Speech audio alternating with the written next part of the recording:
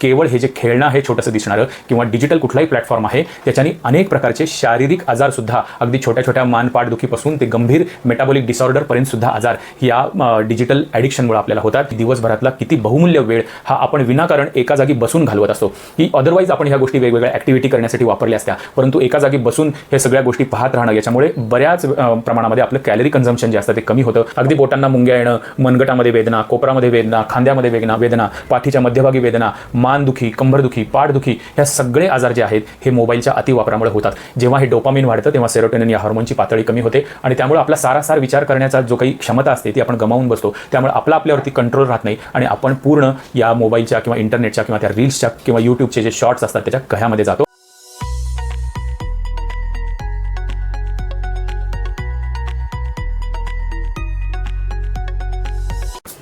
नमस्कार। Digital disorder या विषयावर खरं तर आपल्याला भरपूर वाचनात गोष्टी येतात। आपण डिजिटलीच त्या गोष्टी पाहत असतो, मासिकामध्ये वाचत असतो, पेपरमध्ये वाचत असतो, त्यामुळं सगळ्यांना या गोष्टीचं तसं नॉलेज आहे। परंतु यावरती खास व्हिडिओ करायचं कारण घडलं याला म्हणजे दोन बातम्या आहेत। तर एक बातमी म्हणजे पुण्यातच झालेली, एक तरुण मुलांचा घोळका संध्याकाळच्या वेळेस फुटपाथवरून पास होत असतात आणि त्याच वेळेस एक ज्येष्ठ नागरिक संध्याकाळचं जेवण करून शतपावली करून त्याच मार्गाने जात असतो। मुलांना काहीतरी इंटरनेटवर पाहायचं असतं, त्यांचा बॅलन्स संपलेला असतो, त्यामुळे ते त्या व्यक्तीकडे मागणी करतात की तुमचा हॉटस्पॉट आम्हाला द्या। ती व्यक्ती म्हणाली अर्थातच माझं तुम्हाला हॉटस्पॉट द्यायचं काही कारण नाही आहे। ती व्यक्ती त्यांना हॉटस्पॉट देत नाही, त्यांची हुज्जत सुरू होते आणि त्याची परिणती म्हणजे ही माथेफेरू जी मुलं असतात त्यातल्या एका मुलानी त्या व्यक्तीला डायरेक्ट भोसकलं आणि ती व्यक्ती खाली पडली आणि क्षणार्धात ती व्यक्ती मृत्यू पावली। तर इतकं भयंकर आज ह्या डिजिटल डिसऑर्डरचं स्वरूप किंवा व्यसनाचं स्वरूप कशामध्ये परिणित होऊ शकतं हे आपण पाहू शकतो। दुसरी एक घटना अशीच, शाळेत जाणारी एक मुलगी असते, तिला सोशल मीडियाचा खूप नाद लागलेला असतो। आईने अर्थात तिच्या मोबाईलवरती बंदी घातली, तिची सोशल मीडियाची अकाउंट सगळी बंद केली, परंतु याचा परिणाम म्हणून त्या मुलीनी असं काही पाऊल उचललं की जे म्हणजे घरचे सुद्धा विचार करू शकत नव्हते। तर त्या मुलीने कुठून तरी बाजारातून असं एक केमिकल किंवा लिक्विड आणलं आणि ती आईचं लक्ष नसताना ती बाथरूममध्ये ते लिक्विड टाकून ठेवायची। एकदा दोनदा आईच्या ही गोष्ट लक्षात आली, एकदा नंतर आईचा पाय त्याच्यावरून घसरला। आईला लक्षात येईना की मी तर अशी कुठली वस्तू आणलेली नाही आहे आणि हे घरामध्ये होतं आहे काय। जेव्हा याचा नीट धांडोळा घेतला तेव्हा लक्षात आलं की आईचं लक्ष नसतानाच ती मुलगी गुपचूप आई जायच्या बरोबर वेळेच्या आधी बाथरूममध्ये ते केमिकल टाकत असायची। म्हणजे आपली पोटची मुलं जेव्हा आपल्या पालकांच्या जीवावर उठावेत इतका रोष त्यांच्यामध्ये निर्माण व्हावा, इतकी ताकद या व्यसनामध्ये आहे, ही गोष्ट आपण या निमित्ताने लक्षात घ्या। आणि या घटना जेव्हा रिपोर्ट होतात तेव्हा ते म्हणजे एक हिमनगाचं टोक असतं। अशा अनेक घटना या अनरिपोर्टेड समाजामध्ये चालू असतात आणि त्याचे परिणाम हे तरुण पिढीवर, मुलांवर, वयस्कर लोकांवर, अगदी लहान 1 वर्षाच्या 2 वर्षाच्या बाळांपासून ह्या घटना आम्हाला पाहायला मिळतात आणि त्यामुळे खरं तर आज हा व्हिडिओ बनवायची गरज मला भासली। तर मानसिक गोष्टींवर परिणाम होतात किंवा व्यक्तिमत्वावर परिणाम होतात हे आपल्याला माहिती आहे, परंतु ही पण एक गोष्ट लक्षात घ्या की केवळ हे जे खेळणं आहे छोटंसं दिसणारं किंवा डिजिटल कुठलाही प्लॅटफॉर्म आहे त्याच्यानी अनेक प्रकारचे शारीरिक आजारसुद्धा अगदी छोट्या छोट्या मानपाठदुखीपासून ते गंभीर मेटाबॉलिक डिसऑर्डरपर्यंत सुद्धा आजार या डिजिटल ॲडिक्शनमुळे आपल्याला होतात। ही गोष्ट आपण लक्षात घ्या आणि विषयाचं गांभीर्य लक्षात घेतल्यामुळं आपल्याला प्रत्येकालाच जवळपास आजकाल हे व्यसन कमी अधिक प्रमाणामध्ये असतं, त्यामुळं त्याच्यापासून दूर जाणं किती गरजेचं आहे हे आपल्याला लक्षात येईल।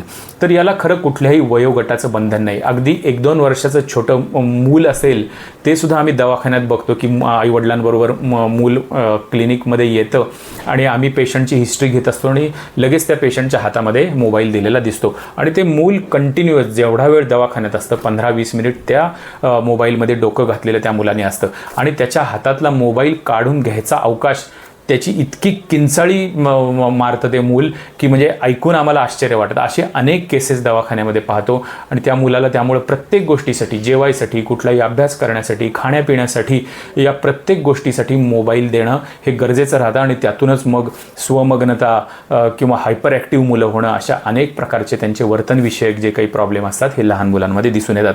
आणि ही जशी लहान मुलांची गोष्ट तशीच वयस्कर आजी आजोबांची गोष्ट। आजकाल गप्पा मारणे, एकमेकांशी वेगवेगळ्या विषयांवरती काही अनुभव शेअर करणे, ह्या गोष्टी कमी कमी होत चाललेल्या आहेत. सगळं विश्व जे आहे हे आपल्या या छोट्याशा यंत्रामध्ये बंदिस्त झालं आहे. त्यामुळे रात्र झाली तरी वयस्कर मंडळी ही अशा पद्धतीने मोबाईलचे रील स्क्रोल करणे, व्हिडिओ स्क्रोल करणे, ते फॉरवर्ड करणे, यामध्येच ही मंडळी व्यस्त झालेली दिसत आहेत. आणि त्यामुळे त्यांच्यामध्ये विस्मरण होणे किंवा इतर निद्रानाशासारखे विकार होणे किंवा अनेक ऑर्थोपेडिक प्रॉब्लेम तयार होणे यासारख्या गोष्टी आपल्याला दिसून येतात. आपल्याला ते कळत नाही की ही छोटीशी गोष्ट ही आपल्या अनेक आजारांसाठी कारणीभूत आहेत. तर शारीरिक परिणाम कुठले होतात, तर याच्यामध्ये मगाशी मी सांगितले त्याप्रमाणे अनेक मेटाबॉलिक डिसऑर्डर्स. तर आपल्याला वाटेल की डायबिटीज, BP, वजन वाढणं आणि ह्या मोबाईलचा काय संबंध आहे, तर आपल्या लक्षातच येत नाही की दिवसभरातला किती बहुमूल्य वेळ हा आपण विनाकारण एका जागी बसून घालवत असतो. की अदरवाईज आपण ह्या गोष्टी वेगवेगळ्या ॲक्टिव्हिटी करण्यासाठी वापरल्या असत्या, परंतु एका जागी बसून हे सगळ्या गोष्टी पाहत राहणं याच्यामुळे बऱ्याच प्रमाणामध्ये आपलं कॅलरी कन्झम्पशन जे असतं ते कमी होतं.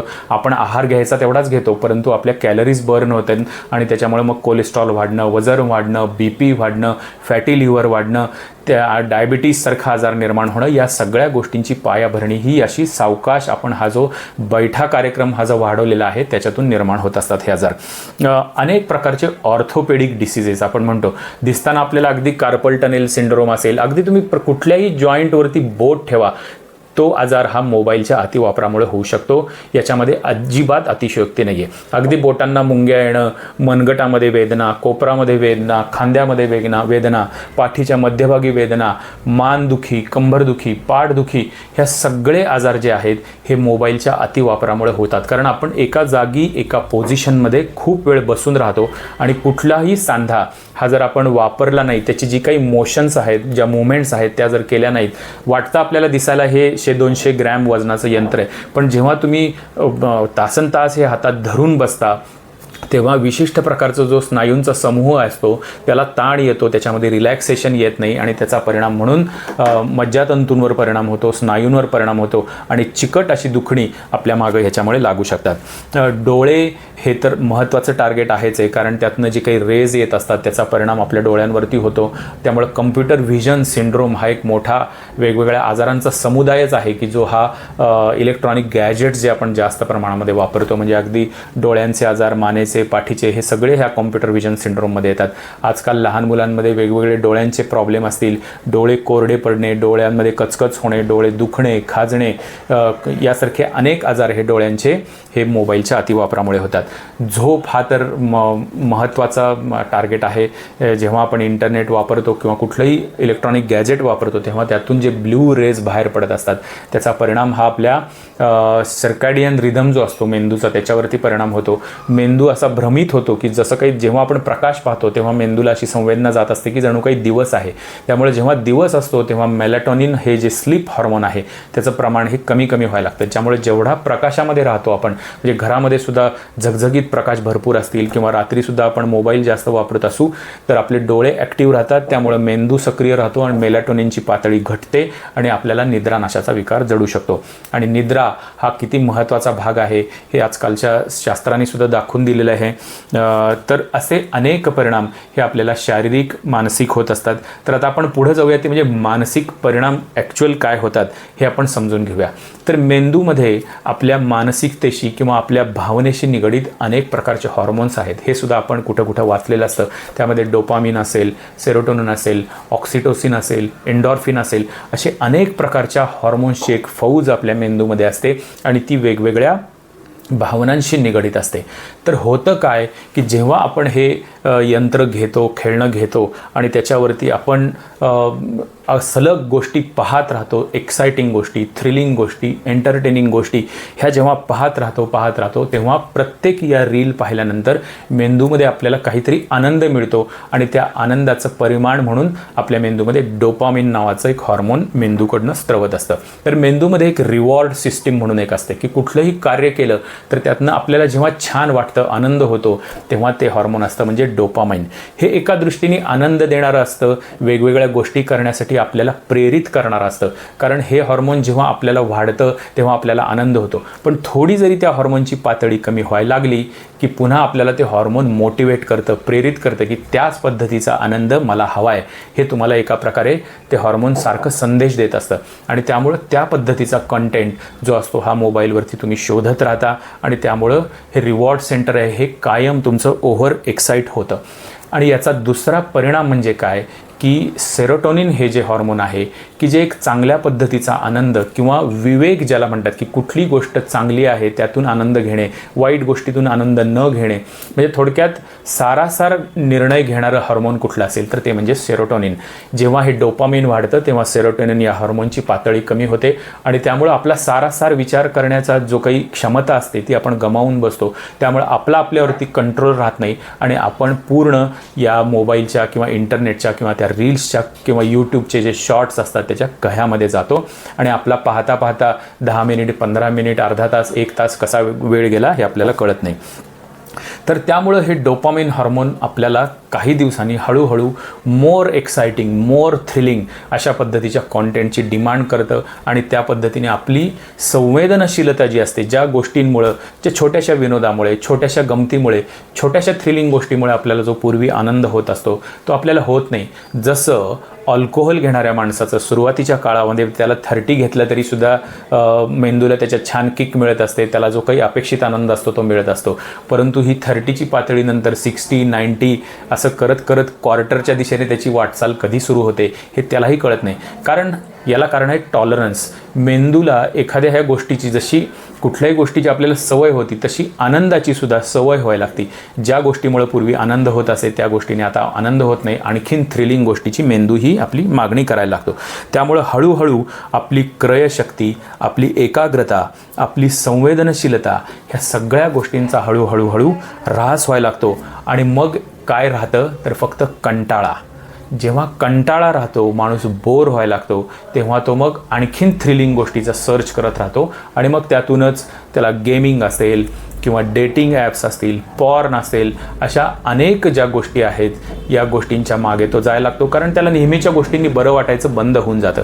तर करता करता तुमचं व्यक्तिमत्व हे कसं हॅक केलं जातं ही गोष्ट प्रत्येकाने लक्षात घ्या आणि त्यामुळं त्याच्यावरती आपण वेळीच टर्न घेणं हे अतिशय गरजेचं आहे. दुसरा महत्त्वाचा परिणाम ह्या डिजिटल ओव्हरयूजमुळे होणारा तो म्हणजे विस्मरण. विस्मरण हे आपल्याला, कारण काय, शेवटी हार्ड डिस्क जशी भरपूर इन्फॉर्मेशन ठेवल्यानंतर भरून जाते, त्याचप्रमाणे जर तुम्ही गरजेचा नाही असा कॉन्टेंट जर बघत राहिला, स्क्रोल करताय, बातम्या पण पाहताय, हिंसाचारही पाहताय, करमणूकही पाहताय, विनोदही पाहताय, त्याला कुठलाही चॉईस नाही आहे, तर शेवटी ही अनावश्यक माहिती ही तुमच्या हार्ड डिस्कमध्ये, ब्रेनची सुद्धा कपॅसिटी आहे, ती जर संपली तर नंतर जी महत्त्वाची इन्फॉर्मेशन आहे जीवनावश्यक ती तुमच्या लक्षात राहणं बंद होतं आणि विसराळूपणा वाढायला लागतो. त्यामुळं विस्मरण, त्यातून होणारा डिमेन्शिया, अल्झायमर्स ह्यासारख्या गोष्टीसुद्धा या डिजिटल ओव्हरयूजमुळे होऊ शकतात.